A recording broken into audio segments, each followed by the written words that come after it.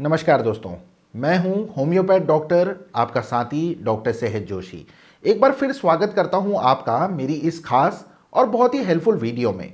आज मैं एक ऐसी बीमारी के बारे में बात करने वाला हूं जो ज़्यादातर घरों में देखने को मिलती है। हर फैमिली में एक ना एक मेंबर तो इस बीमारी से जूझ ही रहा होता है। जी हाँ, मैं बात कर रहा हूँ मधुमेह, डायबिटीज़ की। तो क्या है ये डायबिटीज़, क्यों होती है, क्या इसे खत्म किया जा सकता है? अगर हाँ, तो वो कौन सा जादुई नुस्खा है? आज मैं इन्हीं सब सवालों के जवाब आपको देने वाला हूं, इसलिए वीडियो के एंड तक बने रहें। लेकिन वीडियो में आगे बढ़ूं उससे पहले मेरी आप लोगों से एक छोटी सी रिक्वेस्ट है। जी हाँ, वीडियो को ढेर सारा प्यार देकर मेरे चैनल को सब्सक्राइब कर लीजिए ताकि हमारी मुलाकात यूं ही होते रहे। दोस्तों, डायबिटीज उस दीमक की तरह होती है जो अगर एक बार हो जाए तो इंसान को अंदर ही अंदर खाती रहती है। इसलिए इसे धीमी मौत भी कहा जाता है, जिसका इलाज कराने के बाद भी पेशेंट को कई दिक्कतों का सामना करना पड़ता है। जैसे जैसे वक्त बढ़ता है वैसे वैसे ये डायबिटीज पूरे शरीर में फैलने लगती है और इसके इफेक्ट से हमारे शरीर के कई ऑर्गन्स पर भी काफ़ी बुरा असर पड़ता है। इसी से जो दूसरे ऑर्गन्स हमारे तंदुरुस्त होते हैं वो भी ग्रेजुअली प्रॉब्लम्स का शिकार होने लगते हैं और शरीर में नई नई बीमारियों का जन्म हो जाता है। डायबिटीज से आंखों पर बुरा प्रभाव पड़ता है, लीवर को यह खराब कर देती है और तो और किडनी जैसे ऑर्गन हमारे सही से काम नहीं कर पाते हैं। डायबिटीज से पैरों में भी दर्द हमेशा के लिए बना हुआ देखने को मिलता है। इन सब के अलावा डायबिटीज से आंखों में डायबिटीज रेटिनोपैथी डेवलप भी होने लगती है। इसलिए डायबिटीज को कंट्रोल में रखना काफ़ी ज़रूरी होता है, क्योंकि अगर ये लिमिट से पार चली गई तो समझिए इसका बुरा इफेक्ट आपके किसी भी ऑर्गन को हानि पहुंचा सकता है, इंक्लूडिंग आइज ऑल्सो। इसलिए अगर आपको भी डायबिटीज़ की शिकायत हो गई है तो इसे लाइटली बिल्कुल ना लें, इसका सही से इलाज कराएं ताकि समस्या को और ज़्यादा गंभीर ना हो पाए। इतनी सारी परेशानियों की जड़ डायबिटीज़ आखिर है क्या? कभी ना कभी आपके मन में भी ये सवाल ज़रूर आया होगा। चलिए आज इसका जवाब मैं ही आपको दे देता हूँ। दोस्तों, हमारे शरीर में मौजूद पैनक्रियास से एक इंसुलिन हार्मोन रिलीज होता है जो हमारी बॉडी में ग्लूकोज का मेटाबॉलिज्म करता है। सिंपल शब्दों में कहूं तो यह हार्मोन ग्लूकोज का डाइजेशन करता है, जिस वजह से हमें एनर्जी मिलती है और हम किसी भी काम को करने में सक्षम हो पाते हैं। लेकिन कभी कभी क्या होता है कि हमारी बॉडी में किसी कारणवश इंसुलिन का सिक्रेशन नहीं हो पाता या फिर वो ग्लूकोज पूरी तरह से डाइजेस्ट नहीं कर पाता और यहीं से दिक्कत होना शुरू हो जाती है। इसी कंडीशन की वजह से हमारा शुगर का लेवल बढ़ जाता है, यानी ग्लूकोज की मात्रा इंक्रीज होने लगती है और ऐसी परिस्थिति को ही मधुमेह या डायबिटीज का नाम देते हैं। लेकिन डायबिटीज भी एक तरह की नहीं होती है, बल्कि ये 4 टाइप्स में डिवाइड होती है, जैसे type 1 diabetes, type 2 diabetes, gestational diabetes और दूसरे रीजन से होने वाली डायबिटीज। टाइप 1 डायबिटीज में जेनेटिक इफेक्ट की वजह से हमारे शरीर में मौजूद पैनक्रियास के अंदर इंसुलिन का फॉर्मेशन नहीं हो पाता है, इसलिए इंसुलिन का सिक्रेशन भी नहीं होता है, जिस वजह से शुगर का जो लेवल होता है वो बढ़ा रहता है। जबकि टाइप 2 डायबिटीज का कारण अनस्टेबल लाइफस्टाइल को माना जाता है। खराब खान पान, अनहेल्दी फूड्स की वजह से हमारी बॉडी में इंसुलिन के लिए एक रेजिस्टेंस विकसित होने लगता है, जिस कारण जो इंसुलिन है वो ग्लूकोज को पचा नहीं पाता, जिससे हमारे खून में ग्लूकोज का लेवल इंक्रीज होने लगता है। अगर आप टाइप 2 डायबिटीज को पूरी तरह से कंट्रोल करना चाहते हैं तो आपको अपनी लाइफस्टाइल को थोड़ा चेंज करना होगा। जबकि जो गेस्टेशनल डायबिटीज है वो स्पेशली प्रेग्नेंट वुमेन्स में देखने को मिलती है।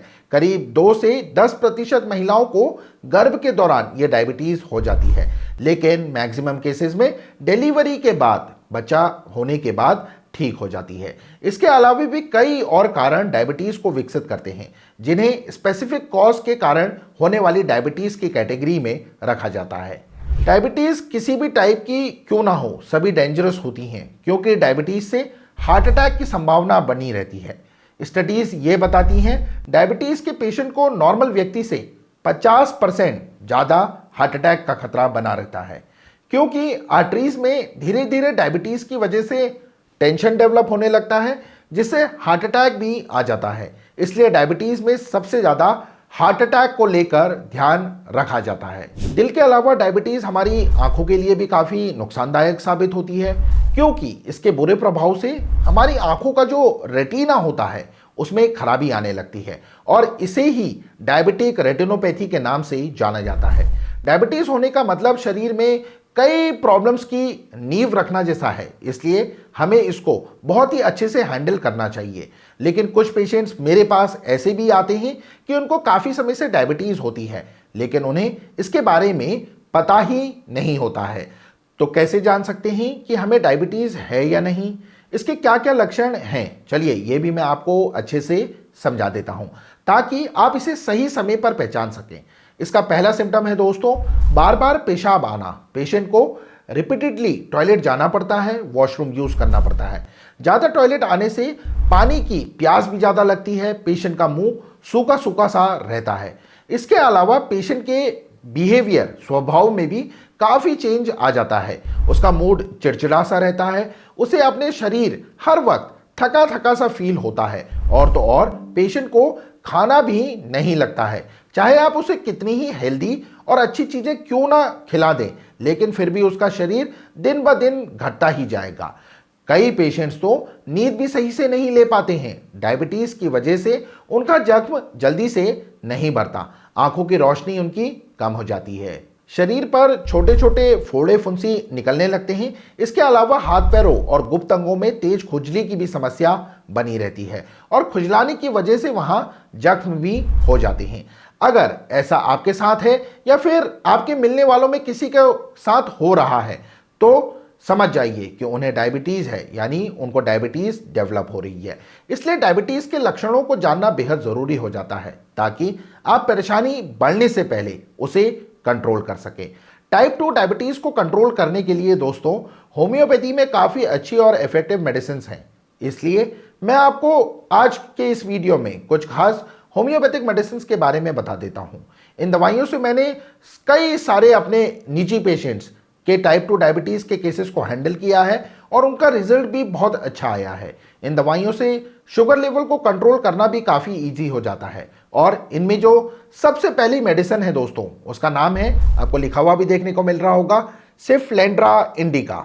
जी हाँ, इसका आपको मदर टिंचर सिफ्लेंड्रा क्यू इस्तेमाल करना है। दिन में 3 बार आप इसे ले सकते हैं और एक बार में 15 बूंद, जैसे सुबह आपको आधे कप पानी में इसकी 15 ड्रॉप्स मिक्स करनी है और पी जाना है। इसी तरह दोपहर को और फिर रात को। अगर पेशेंट को बार बार यूरिन आ रहा है, वो बार बार वॉशरूम के चक्कर लगा रहा है, प्यास बहुत ज़्यादा लग रही है, चक्कर, घबराहट जैसे सिम्टम्स अगर दिख रहे हैं तो आप सिफ्लेंड्रा इंडिका क्यों होम्योपैथिक मदर टिंचर दे सकते हैं। दोस्तों इसी के साथ दूसरी जो होम्योपैथिक मेडिसिन है उसका नाम है सीजियम जैम्बोलेनम। आपको लिखा हुआ देखने को मिल रहा होगा। काफ़ी समय पहले ब्रिटिश मेडिकल जर्नल में एक रिसर्च पब्लिश हुई थी जिसमें यह इंफॉर्मेशन दी गई थी कि जो पेशेंट साइजीजियम जम्बोलेनम का इस्तेमाल करते हैं उनका ब्लड शुगर लेवल काफ़ी अच्छे से कंट्रोल में बना रहता है। इसलिए अगर आपको भी डायबिटीज़ की समस्या है तो आप इस होम्योपैथिक मेडिसिन को ज़रूर ट्राई करें। इसका भी आपको मदर टिंचर क्यों ही लेना है, वो भी दिन में 3 बार। वही आपको सेम ऊपर वाला पैटर्न फॉलो करना है। आधे कप या 1 कप पानी में इस मदर टिंचर की 15 बूंद अच्छे से मिक्स कीजिए और आप आराम से जैसे चाय पीते हैं वैसे पी जाइए। ऐसा आपको दिन में 3 बार करना ही करना है। वहीं तीसरी मेडिसिन की दोस्तों अगर मैं आपसे बात करूं तो उसका नाम आपको स्क्रीन में लिखा हुआ देखने को मिल रहा है, एब्रोमा अगस्ता। अगर किसी पेशेंट का मुंह कड़वा कड़वा सा रहता है, पानी की प्यास हर वक्त सताते रहती है, पानी की कमी से मुंह सूखा सूखा सा रहता है, यूरिन बार बार आता है, तो इन सभी सिम्टम्स में यह होम्योपैथिक मेडिसिन बहुत ही अच्छी मानी जाती है। इसे भी आप दिन में 3 बार 15-15 बूंदें पानी में एक आधे कप पानी में मिलाकर पीजिए। दोस्तों इसी के साथ चौथी होम्योपैथिक मेडिसिन का नाम है, आपको लिखा हुआ स्क्रीन में देखने को मिल रहा होगा, जिम्नेमा सिल्वेस्ट्रा। इसके जो पेशेंट्स होते हैं उनमें चिड़चिड़ापन, थकावट देखने को मिलती है, शरीर में भी काफ़ी सारे चेंजमेंट होने लगते हैं। ऐसी कंडीशन में पेशेंट को जिम्नेमा क्योंकि 15-15 बूंदें दिन में 3 बार दी जाती हैं, वो भी आधे कप पानी में। इसके बाद एक और बहुत ही कमाल का मदर टिंचर है जिसका नाम है दोस्तों, लिखा हुआ देखने को मिल रहा है, हेलोनियास। इसके पेशेंट को यूरिन के लिए बार बार वॉशरूम टॉयलेट जाना पड़ता है, साथ ही यूरिन के साथ शुगर आने लगती है और एल्ब्यूमिन की मात्रा में काफ़ी इजाफा देखने को मिलता है। ऐसी कंडीशन के लिए सबसे बेस्ट मेडिसिन में से एक है दोस्तों होम्योपैथिक मेडिसिन हेलोनियास। इसका आपको मदर टिंचर यूज करना है दिन में 3 बार 15-15 बूंदे एक आधे कप पानी में। इसके बाद दोस्तों अगली मेडिसिन जो है होम्योपैथिक मेडिसिन है, डाइल्यूशन है। स्क्रीन में नाम लिखा हुआ देखने को मिल रहा होगा, एसिड फॉस 30। आपको इसकी 30 पोटेंसी में लेना है इसको।